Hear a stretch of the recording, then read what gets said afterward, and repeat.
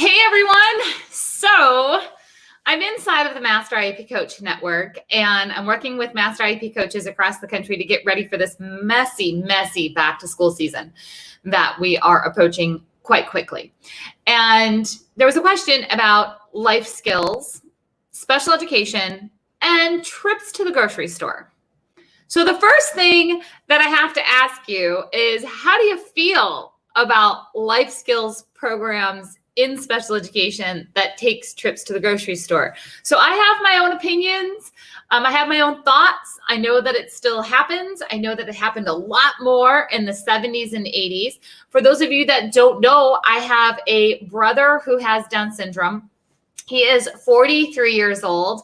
And back in the day, in the 70s, 80s, when he was getting his education, life skills program was pretty much the only option. There were very low expectations attached to that label of life skills education. I don't believe that it has to be that way. You guys know I became a special education teacher because I watched my family struggle through the special education system. I saw people underestimate what my brother was capable of, what he could do. They still underestimate him every day, but there was this real negative connotations that just went with the whole life skills program. So there was this big kind of argument that used to happen a little bit more than I think it happens now. But in the 80s and 90s, it was like, my child will not be in life skills. My child needs academic skills. And then I became a teacher, and I got in the middle of all of those discussions of life skills versus academic skills. So first of all, I want you to consider that life skills and academic skills don't have to be two separate things at all. They can go together. Now, what I truly hope is that if you're using the term life skills in your program, whether you're a school district administrator, teacher, or parents, if you're hearing the word life skills, that you have a bit of an open mind and that we're not going to that like 1980s version of only learning how to make your bed and bake a cake out of a pre-made box, because that's not what life skills needs to be. For example, life skills, I got to teach my teenagers life skills, and they don't have an IEP. They need to know how to budget, right? They need to know how to, the car just went in for repairs, and they think that, driving the car just costs gas. And then that bill comes for some new tires and brakes, and you realize that the car costs a lot more than just gas, right? So that's a life skill. That's learning that. So as I was chatting in the Master IEP Coach Network, somebody asked about life skills, and they said, that this specific program does go to the grocery store. I don't know what age the program is, because I also have a problem with not just low expectations that go with life skills or life skills versus academic skills, but I have a problem when it's not age appropriate for a child to be going to the grocery store.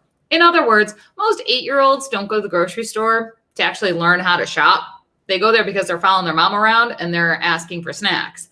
So I don't necessarily agree with, my opinion, but I don't agree with, elementary kids going to the grocery store with that. Now, in a high school program, depending on what the goals are, and is it truly preparing a child for further education, employment, and independent living by having some trips to the grocery store? Maybe.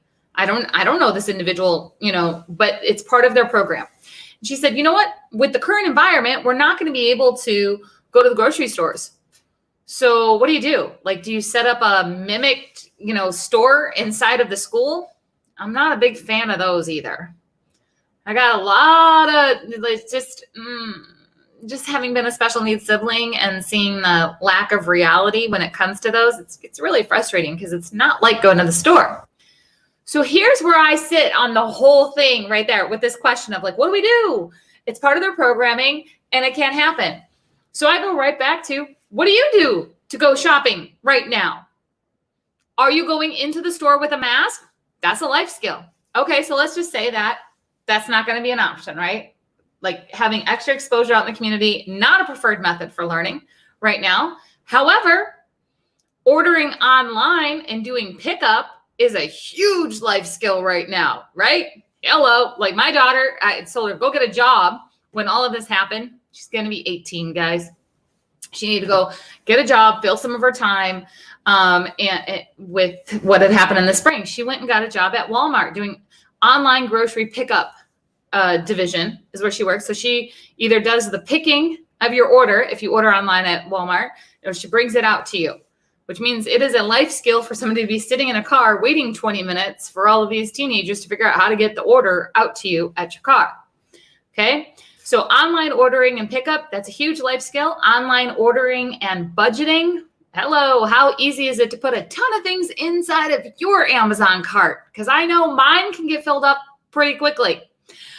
So online ordering and budgeting, understanding shipping fees, understanding taxes, a lot of things. There's a lot of things that can be taught in our current environment when it comes to life skills.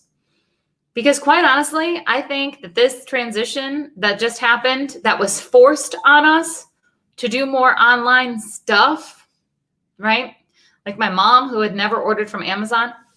Okay, maybe she did a few times, but she's definitely ordered from Amazon and other companies during this pandemic that she would not have accessed had she not been forced to. So this switch that kind of happened, it's here to stay in a lot of different ways. So I want you to really think about it as we start to go back to school, we start to figure out this whole hot mess of a thing, right? When we talk about real life skills, think about what you're doing right now. And does that translate into what your child might need to be learning, especially if they're at transition age? So, let's just say ages 14 and above, to be prepared for the future. You might need to do some revamping of those IEP goals to make sure they're in alignment for what just happened and what's going to be happening and what's available now. Because again, favorite restaurants down the street, they didn't have curbside pickup before, but I don't know if that I'm sure they did, but it was like order it to go. You actually have to call and talk to them. You couldn't just read and, pick it. Everybody, all the restaurants figured out how to do online ordering, right? That wasn't available before. It is now. So how possibly does programming or goals need to change? And those are not difficult changes. You don't need a whole IEP meeting just to switch from in-person grocery store shopping to online grocery shopping inside of the IEP goal. Nope.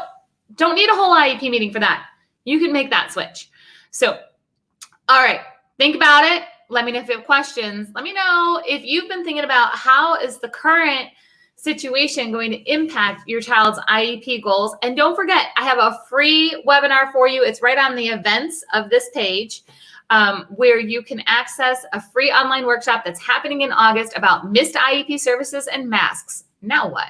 So we're going to walk through some of these situations where you can find real life solutions, not based on arguing, not based on waiting for state complaints, not based on maybe, something's going to change, but in reality of what is happening right now and what do we have access to for a solution. And I'm going to help you get access to those.